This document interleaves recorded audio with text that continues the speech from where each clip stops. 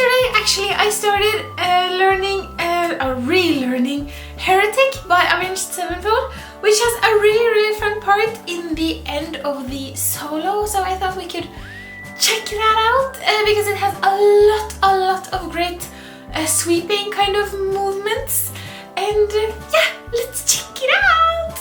So in its entirety, it's this.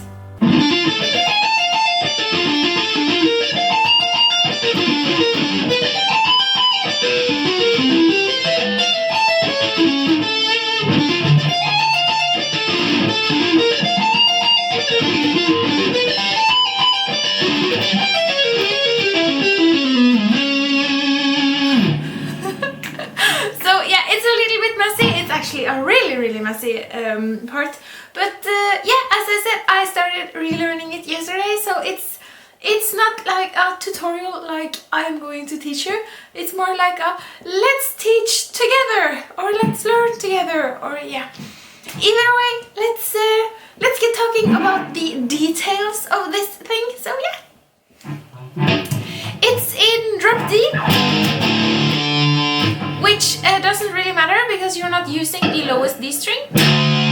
So you can play this in standard as well. And yeah, let's check out the first part, or the first sweep or so. So you start off with the 17th fret of the A string, and then you have 15 on the D string, and then 14 on the G string, 15 on the B string, and then 13 on the E string, which is a really familiar Avenged Sevenfold sweep pattern. It's used a lot. Not only the pattern, but actually the exact notes. It's you find it in a lot of Sevenfold songs. And then you have 16 and 17 on the high E string. And then you have 13, 17, 13 on the E string. And 13 again. So. And then you go all the way down again, and you don't go all the way up again. So you have this.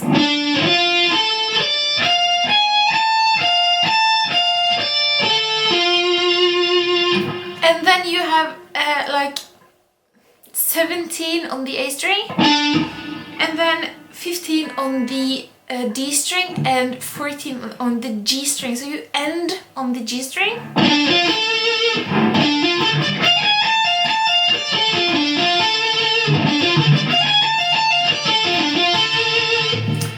And that's the most familiar part. So the next sweep is this.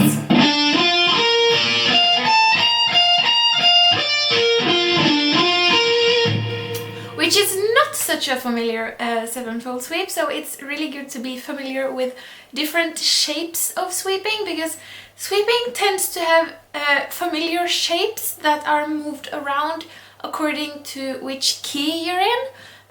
So this is a unusual pattern or so, where you like roll your finger on the fretboard instead of like having one finger per string. You actually roll it over. So you start on the 17th fret of the A string once again, and then you have 15, 15, 15 on the D, G and the B string, and then you have 13 again, and then you have 17, 18, and then you follow the same pattern. So you have this.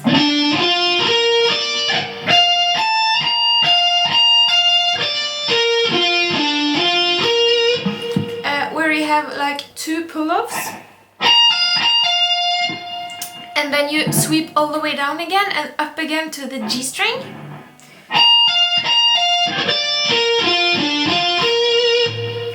So the two together is this.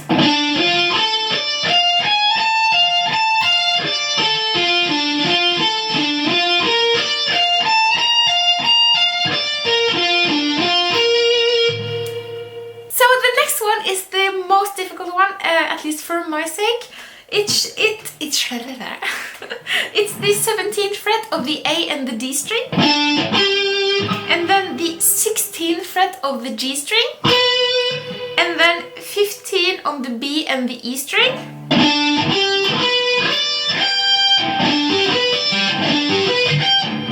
It's a really difficult sweep to get right when you play it fast. And then you have 17, 19. And then again the same pattern, that you have 2 pull-offs, and then all the way down and up again to the G string. So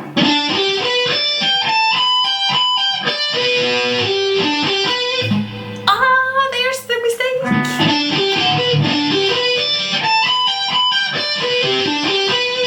So together those 3.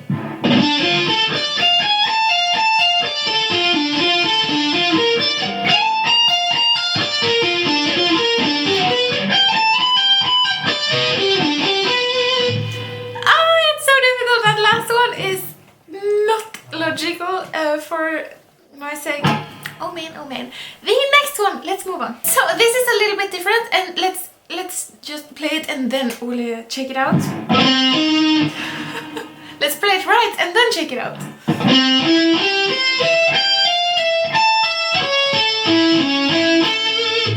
So let's check it out.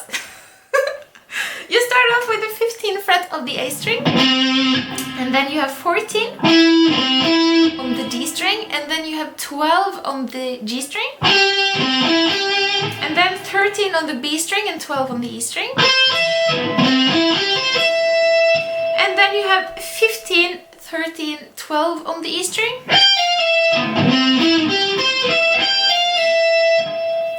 and this is where it's different. So and then you play 17 on the E string, and then you pull off to the 12th fret of the E string, and then you have this sort of roll over sweep again. So you have 14 on the B string, 14 on the G string, and 14 on the D string, and then you have 16 on the A string, and again you sweep up again to the G string. So you have 16 on the A string, and then 14 on the D and the G string.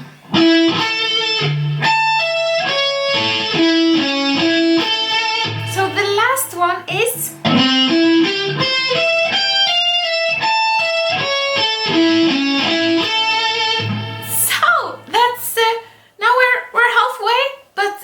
so many similarities between the first round and the second round. Let's play the first round and check out the second round afterwards. Yay!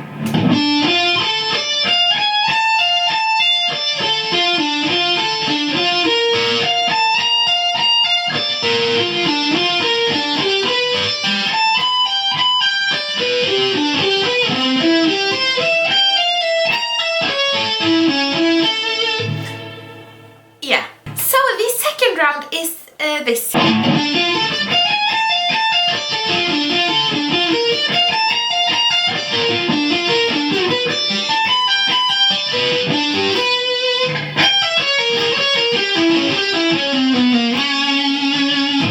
That's really fun to play that last part. So you don't play the last sweep or so, you replace it with this.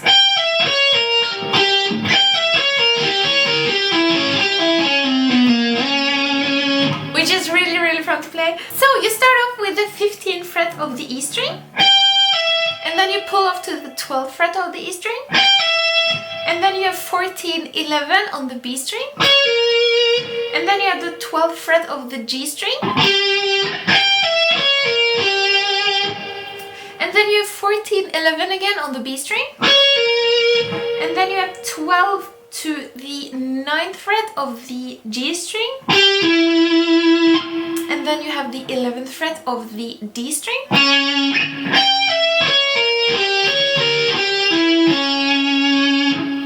and then you have 12 12 to 9 again on the G string. And then you have 11, 10, 9, 8, and you slide up to the 11th fret again on the D string.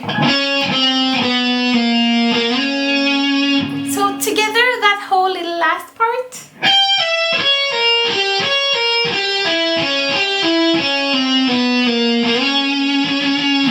Oh, it's so cool!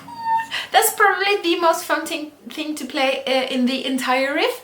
So yeah, we can try to play both of them like right after one another, but there are probably going to be some mistakes. So let's try.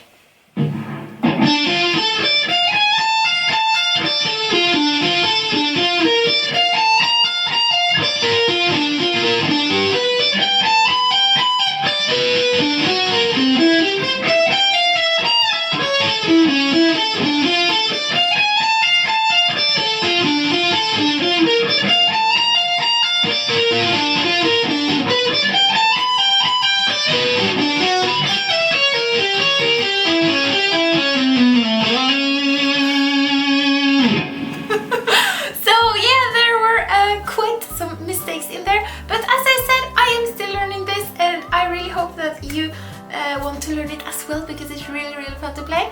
And if you're an Avenged Sevenfold fan, you can actually find a lot of these patterns again. It's sort of typical, this little like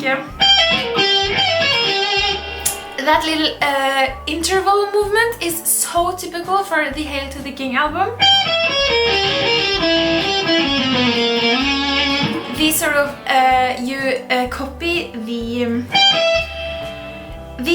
the interval between the spaces of the frets. You copy that, but you move it down one fret as you move along on the strings. It's really typical Hail to the King.